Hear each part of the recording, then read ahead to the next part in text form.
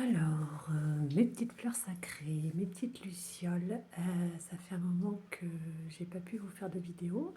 J'espère que vous vous portez bien. J'ai eu quelques petits aléas qui ont fait que j'ai pas pu faire ça avant. Mais bon, c'est pas grave. On passe à autre chose et on continue. Donc, aujourd'hui, on arrive sur la fin de Rita. Donc oui, c'est vrai que ça fait un moment, mais faut quand même finir. Donc, on va faire ça avec une blessure qui est peut-être l'une des plus poignantes en fait, mais aussi l'une des plus transformatrices de l'âme en fait. C'est la blessure de l'abandon. Donc, c'est celle qui fait mal et c'est celle qui te fait croire en fait que l'amour, il part toujours, il s'en va toujours ailleurs. Mais c'est celle aussi qui va te pousser un jour à te choisir enfin pour de vrai, toi plutôt que de te sacrifier pour tout le monde. D'accord. Donc, son origine. C'est assez simple. Elle prend souvent racine tôt dans la vie, donc souvent dans les premiers mois, voire même carrément dès les premiers jours après la naissance. D'accord. Elle naît en fait de l'expérience, qu'elle soit réelle ou juste perçue, ressentie. Donc c'est une expérience d'un vide affectif, d'un manque de présence et d'un lien coupé. Donc peut-être en fait que ça s'est passé difficilement à l'accouchement, mais ça c'est autre chose, on verra ça après. Donc c'est pas forcément un drame visible par contre, d'accord. C'est parfois juste un petit bébé qui a été laissé seul trop longtemps à pleurer, ou une maman trop fatiguée, trop absente ou émotionnellement débordée, hospitalisée, un papa qui travaille loin, qui revient que le week-end. Donc c'est un parent aussi qui peut parfois donner de l'amour de façon instable. Un coup il va être chaud, un coup il va être froid, un coup il va être proche, un coup il va être loin. Et du coup, ton âme, qui n'a encore aucun mot, enregistre: je suis seule, personne ne vient, je ne compte pas, je ne suis pas aimée et du coup, je suis abandonnée. Donc, pourquoi ton âme a choisi cette blessure? Parce qu'on en a vu 4 précédemment, voilà la cinquième, il y en a plein d'autres, on verra ça après si on fait ou pas, d'accord? Donc ton âme, elle n'a pas choisi cette blessure pour souffrir. En tout cas, pas pour te faire souffrir. Elle l'a choisie pour que tu puisses apprendre à ne plus te quitter toi-même. Être juste là, être ancré en toi avec une présence stable, inconditionnelle et solide. Et tu as appris aussi, ou en tout cas fait ce choix, pour t'apprendre à faire le chemin du retour à toi, pour te souvenir que tu es ton propre pilier, ton propre soutien et ton propre refuge. Ça, c'est Bouddha qui disait ça: je suis à moi-même mon propre refuge. Donc c'est une blessure qui enseigne la tendresse radicale, la stabilité intérieure et l'amour profond de soi. Donc, qui l'a causé? C'est un parent, un proche, une figure de sécurité qui était émotionnellement, physiquement, affectivement absente, instable ou carrément pas disponible en fait. D'accord. Donc attention, ça ne veut pas dire que cette personne-là ne t'aimait pas. Souvent, ce sont des blessures qui sont transmises et des schémas inconscients. Donc peut-être que ton parent vivait lui-même un deuil, une dépression, comme tu dis au départ, un accouchement difficile ou un contexte instable en fait. Donc peut-être qu'il avait même pas non plus en lui les ressources pour être pleinement là à lui-même. Donc être pleinement là pour quelqu'un d'autre, c'est encore plus compliqué. Mais toi, l'enfant que tu étais, lui a ressenti ce vide et l'a imprimé en soi. Donc je vais te donner quelques exemples, des exemples concrets qui peuvent être vécus par les enfants, qu'on a pu nous aussi vivre. Hein. Donc, par exemple, on peut avoir une petite fille qui attend que sa maman revienne, mais elle ne revient pas la chercher à l'heure prévue. Ça va être quoi? Un bébé qui pleure dans son lit sans qu'on vienne le prendre dans ses bras pour le réconforter. Ça, c'est un truc que je n'ai pas compris, pourquoi on laisse les bébés pleurer. Mais c'est autre chose. Donc on peut avoir aussi un petit garçon qui est hospitalisé, sans ses parents en fait, et qui ne comprend pas pourquoi on l'a laissé là, ou un enfant qui court montrer son dessin et qui reçoit à peine un regard. Alors oui, on court tous, on a tous des millions de choses à faire en même temps, mais franchement, quand un enfant vous montre son dessin, son caillou, une plume ou n'importe quel petit bidule, là, c'est une part de son cœur en fait qu'il vous donne, qu'il partage avec vous, parce qu'en fait, il a juste que ça.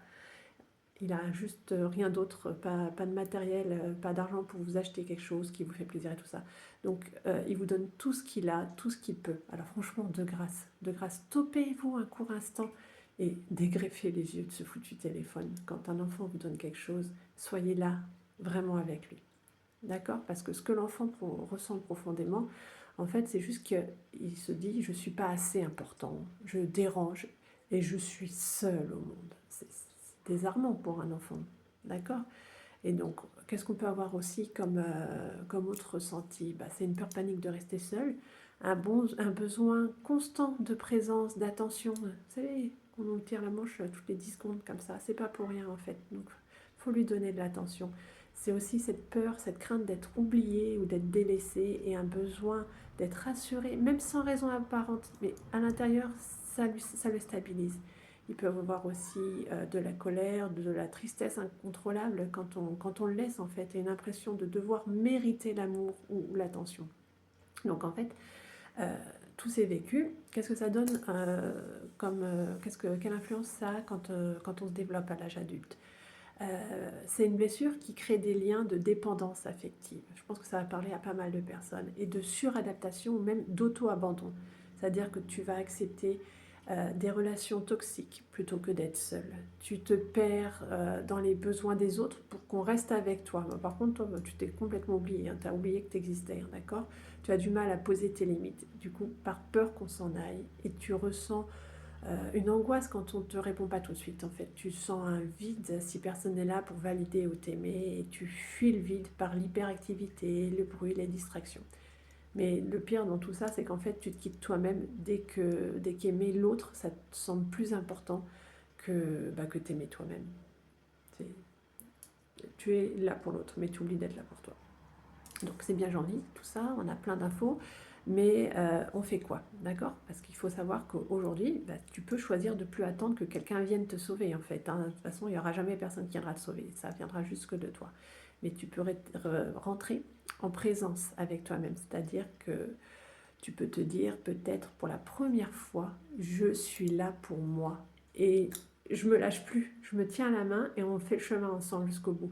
Parce que guérir de la blessure d'abandon, c'est devenir cette personne qui est stable, aimante, fidèle, que tu as toujours espéré rencontrer. Mais en fait, il faut déjà que tu le sois toi-même pour pouvoir avoir cette personne en face de toi. D'accord?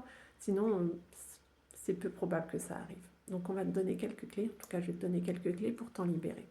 C'est rencontre ton enfant intérieur. Bon, je reviens souvent sur lui, mais c'est quand même une clé principale, d'accord?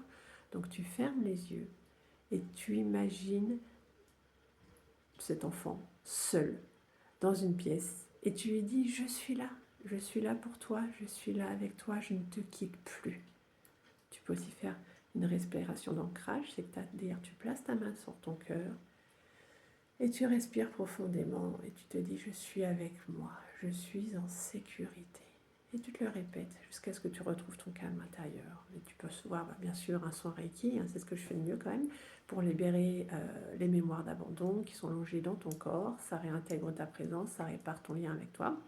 Et il y a aussi ce travail avec le miroir qui est super efficace, c'est-à-dire que tu te regardes chaque matin et tu affirmes je mérite l'amour, je suis mon propre soutien et je suis précieuse. Ou après, écrire ou dessiner, c'est assez efficace. Tu peux t'écrire une lettre à l'enfant que tu étais et tu lui dis tout ce que tu aurais voulu entendre et tu lui donnes, tu lui dis tout ce qu'on ne lui a pas dit. Tu choisis une activité que tu fais juste pour toi sans attendre d'être vu, pas besoin de poster ta photo sur Facebook, Insta ou tout ce que tu veux, ou d'être avec quelqu'un qui dit waouh, c'est trop bien ce que tu fais.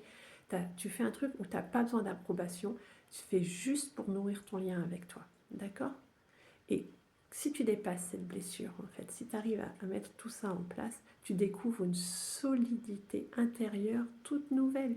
Tu n'as plus peur du vide, tu n'as plus besoin qu'on reste avec toi pour que tu te sentes exister. Tu n'attends plus d'être comblé de l'extérieur, car tu es entière, tu es pleine, tu es présente à toi. Et là, tu peux t'aimer pour de vrai, sans attache, sans peur, juste par choix et juste par abondance. Donc souviens-toi, c'est super important, tu n'es pas seul. Déjà, tu n'es pas seul à vivre ça, mais tu ne l'as jamais été. Et quand tu es à toi, tu n'es jamais seul. Il y a ton âme, il y a ta lumière, il y a ton cœur. Et dans ces cas-là, ils attendent juste patiemment que tu sois là. Et quand tu es là avec toi, peu importe qui est autour de toi, il y a seulement les bonnes personnes qui viendront. D'accord ? Donc en attendant la suite, je vous souhaite une très belle journée, un très beau dimanche ensoleillé, une belle fin de semaine et surtout, prenez soin de vous. À bientôt.